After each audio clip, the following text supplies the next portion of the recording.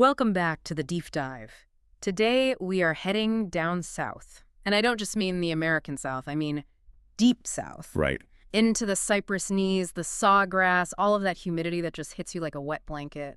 We're going to Florida. And this isn't exactly a beach vacation we're talking about today. Definitely not. And honestly, I hope you brought a clothespin for your nose. Because usually when we dive into stories about things lurking in the woods, we're worried about, shark teeth or glowing eyes. Sure. The usual stuff. The usual stuff. But today we are primarily worried about the smell. It is the defining feature, really. We're looking at a cryptid where the olfactory evidence is just as significant, if not, more so than the visual. We're talking about the Florida skunk ape. The skunk ape. Now, I want to set the stage for everyone listening, because I know what you're thinking. You're thinking, okay, so it's just Bigfoot and flip-flops. A fair assumption. But we have gone through a massive stack of archives for this. Wikipedia, newspaper reports from the 1800s, BFRO investigations, even official statements from the National Park Service. And what really jumps out at me is that this is not a generic monster. It's a specifically Floridian thing. It really is. I mean, in the same way the Yeti sort of reflects the Himalayas, the skunk ape mirrors its environment. The Florida swamps are, well, they're humid, dense, full of rot and decay. Right. So it makes perfect sense that the local legend wouldn't just be large and hairy, it would be pungent. Okay, so our mission today is to really unpack this. We're not just here to swap scary stories. We want to look at the history, which goes back way further than I thought, and analyze the biological theories. Including a very convincing one about sick bears we'll get to. Yes, and figure out how this smelly beast became this unofficial mascot for Florida's wilderness. It's a fascinating study. It's folklore, it's misidentification, it's psychology. It really asks the question, when we're staring into the mangroves, what are we actually seeing? And what do we want to see? Exactly. So let's start with the what. If I'm hiking in the Everglades, which, brave choice, and I see something moving, how do I know it's a skunk ape and not just, I don't know, a very lost tourist? Well, the physical profile is actually pretty distinct from the classic Sasquatch. Yeah. If you boil down all the reports, the skunk ape is generally described as being smaller. Smaller? That's weird. Usually the stories make monsters bigger over time. In this case, there's a real consistency. Bigfoot is often cited as, 7, 8, 9 feet tall. It's all giant.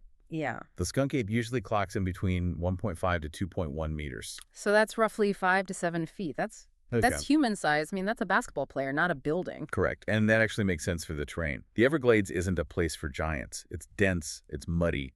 A leaner creature would navigate that much better. That's a great point. A 9-foot-tall thing would be tripping over vines constantly. Yeah. So what about the look? Is it the classic dark Chewbacca fur? Not really. The reports often describe the hair as mottled, usually a reddish brown. And again, think about the environment. Tannin-stained water, red cypress bark. That color is much better camouflage than pure black. It's nature's ghillie suit. But we have to talk about the smell. It's in the name. Is it really just skunk, or is it worse? It's described as a cocktail of bad smells. Witnesses always say skunk, but mixed with, rotten eggs, sometimes wet dog.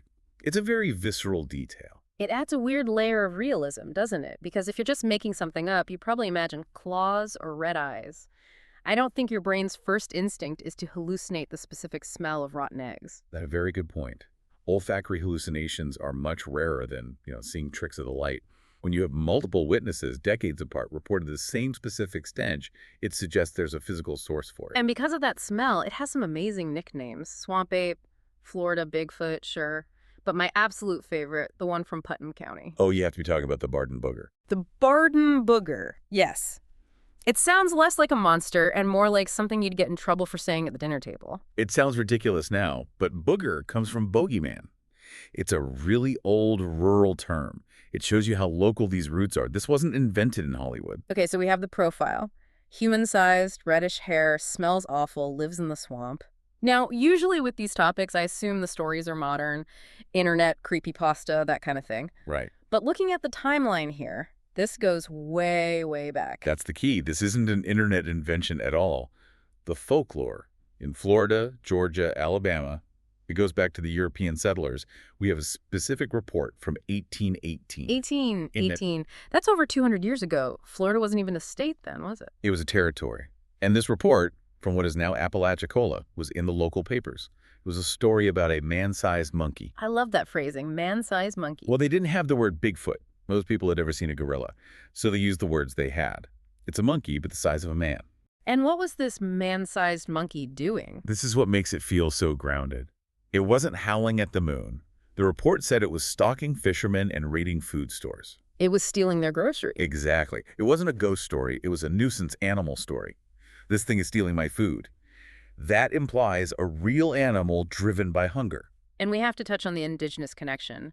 The Seminole and Miccosukee tribes have been there a lot longer than any newspaper. Yeah. Do they have a version of this? They absolutely do. Oral traditions talk about a creature called Estikapkaki, Which means? roughly furry tall man or hairy giant. And the description is remarkably consistent. Powerful, secretive, bipedal, and critically foul-smelling. See, that's the threat. A man-monkey for the settlers, a furry tall man for the tribes, and both sides agree on one thing. This thing stinks. It shows the legend grew out of the land itself. It's not an import. Okay, so we've got the deep roots. But let's fast forward.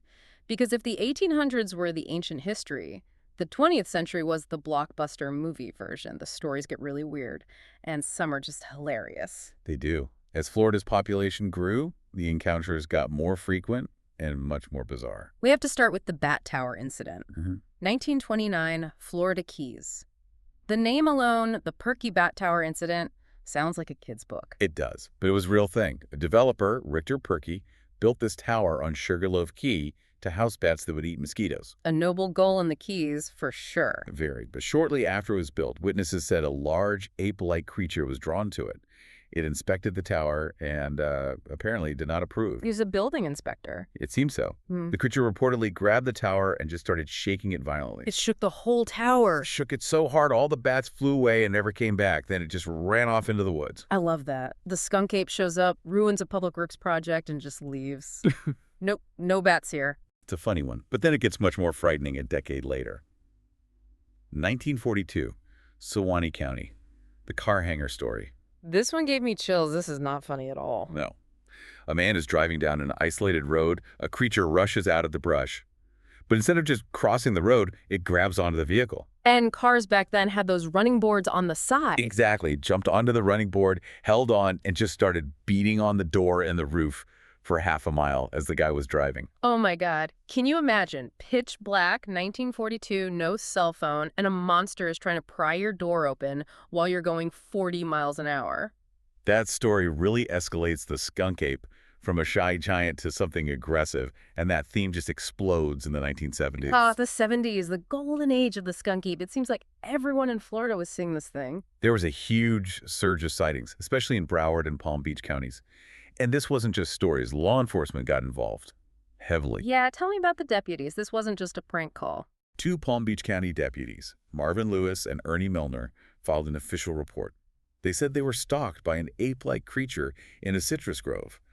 They felt so threatened, they actually shot at it. They shot at the skunk ape. They did. They didn't hit it, but they found footprints and hair snagged on a barbed wire fence it had pushed down. This is a police encounter for them. And when the police start shooting at monsters, the public panics. I read that people started forming posses. It was a full-blown sensation. There were reports of livestock being killed, a horse, a bull, and in rural Florida, you don't take that lightly, so people formed actual posses.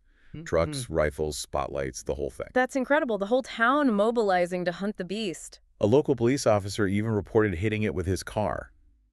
But despite all that, the shooting, the car crash, the posses, nobody was ever found. Which is always the catch, isn't it? But why the 70s? Why then? Well, the 70s was a peak time for eye strangeness in general, but in Florida specifically, you had this rapid suburban expansion pushing right into the Everglades. So it was a collision course. Exactly. More people, less habitat, more conflict. And the Miami media just amplified every single report. It created this feedback loop where people were primed to see a monster. Speaking of primed, we have to talk about the politics of this. Because the skunk ape almost got legal protection. This is one of those great only in Florida stories. Yeah. In 1977, a bill was actually proposed in the state legislature. I have the text here. It was to make it illegal to take, possess, harm, or molest anthropoids or humanoid animals. Please do not molest the anthropoids. Right. It failed, obviously. It did, but the fact that it was even introduced is amazing. It suggests they were either taking it seriously or maybe just trying to stop all those posses from shooting at anything that moved in the swamp. That makes more sense. Please stop shooting at shadows. So we've covered the stories, but what about the evidence? And I'm using air quotes here, because in the 90s and 2000s, people started taking pictures. They did. And two instances really stand out. First is from '97 from Vince Dewar.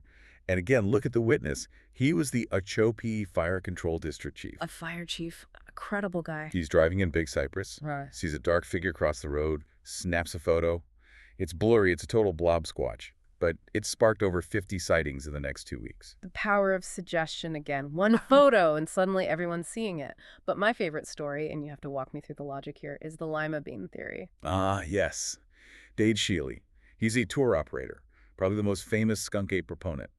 In 1997, he said his wildlife bait stands had been raided, And the bait wasn't steak or corn, it was lima beans. specifically lima beans. Shealy said he saw strange tracks, so he put out more lima beans. And sure enough, he said the skunk apes came back for more. Why lima beans? Is there any science that says large primates just crave legumes? None that I'm aware of. But look at it from a storytelling perspective. It's so specific, so odd, and so mundane that our brains actually find it more believable. You think, who on earth would make that up? The truth is stranger than fiction defense, even if it was just brilliant marketing for his tours. Which it certainly didn't hurt. But then you have the Sarasota letters in 2000. And those photos, they're different. They're actually kind of disturbing. They are striking. The Sarasota Sheriff's Office got anonymous photos of this large, hairy, ape-like thing in a backyard. The letter was from an elderly woman who was terrified. And she didn't call it a skunk ape. No. She said it was stealing apples from her porch, and she thought it was an escaped orangutan. An orangutan. And if you look at the photo, it looks a lot like an orangutan. The reddish hair, the face shape, it led a lot of people to think maybe this one wasn't a cryptid at all, but an exotic pet that got loose. Which brings us to the skepticism part. We've got tower-shaking, carb-eating, bean-eating monsters. But what does science say is really going on? The skeptical view is strong, and honestly, it's necessary. The National Park Service says it's a hoax or folklore. But there's a very compelling biological theory from investigator Joe Nickel that explains, well, almost everything. The bear theory. Specifically, the black bear suffering from mange. Okay, break this down. Because I've seen bears, I've seen apes. They don't look that similar. Bears run on 4 legs. They do, but they stand up on their hind legs all the time. Yeah. To check for danger, to smell the air. Now add mange. It's a skin disease from mites. It makes the animal lose its fur. So you're looking at a black bear, but naked. Pretty much. Without its fur, a bear looks shockingly thin. Its limbs look long. Its snout looks weird. The skin gets inflamed and scabby, so it looks reddish. There's your mottled reddish-brown description. Exactly. And when that hairless reddish animal stands up on its hind legs in the dark, it doesn't look like a bear anymore. It looks like a sickly, terrifying humanoid. And the smell. That's the clincher. Mange causes open sores and infections. A bear with severe mange would smell like rotting flesh. It would smell foul. So the witness isn't lying. They saw a reddish, upright creature. They smelled something like death. They just misinterpreted what it was. Precisely. It's a perfect storm of misidentification. It hits that uncanny valley thing in our brains. It looks almost human, but wrong. And because of the smell, your brain just screams, monster, not sick animal. That makes a tragic amount of sense. It explains everything. The height, smell, color, even aggression. A sick animal is going to be desperate. It does. It's a rational explanation. But here's the fascinating part.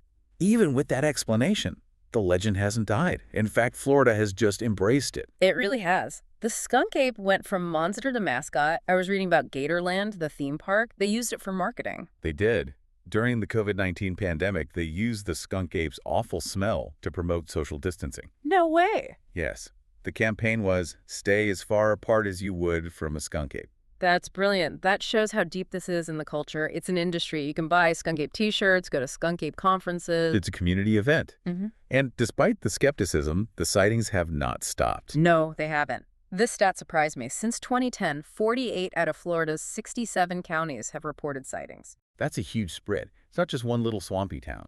It's a statewide phenomenon. Yeah. From the Panhandle to the Keys, people are still seeing something. So let's wrap this up. What does it all mean? A bear, a myth, a bean-eating ape. Why do we keep looking for it? I think the skunk ape is where biology and history meet. You have the reality of the Florida wilderness, which is dense and dangerous, colliding with our human need for mystery. It's true. Florida is still wild. Even with all the condos and highways, you look at the Everglades and realize there are millions of acres where people just don't go. It feels like something should be hiding in there. Precisely. The skunk ape serves a purpose. It reminds us that the wild is still wild. It's a permanent resident of the cultural landscape, whether it physically exists or not. I like that. A permanent resident. Probably doesn't pay taxes, though. I would think not. Well, there you have it. From the man-sized monkey of 1818 to the social distancing icon of 2020, the Florida skunk ape is smelly, elusive, and here to stay. Indeed. And that leaves us with one final thought to ponder. What's that? If we accept the bear theory, we're assuming every sighting is a misidentification. But 48 counties in the last decade, that is a lot of sightings. It is. So we have to ask, are there really that many hairless, walking bears roaming around Florida? Or are we all collectively hallucinating the exact same nightmare? Or is there something else out there that just really, really likes lima beans? Let's hope not. That is a thought that will keep me out of the woods. Thank you for joining us on this deep dive. Thank you. Keep your eyes open and maybe keep your nose plugged. We'll see you next time.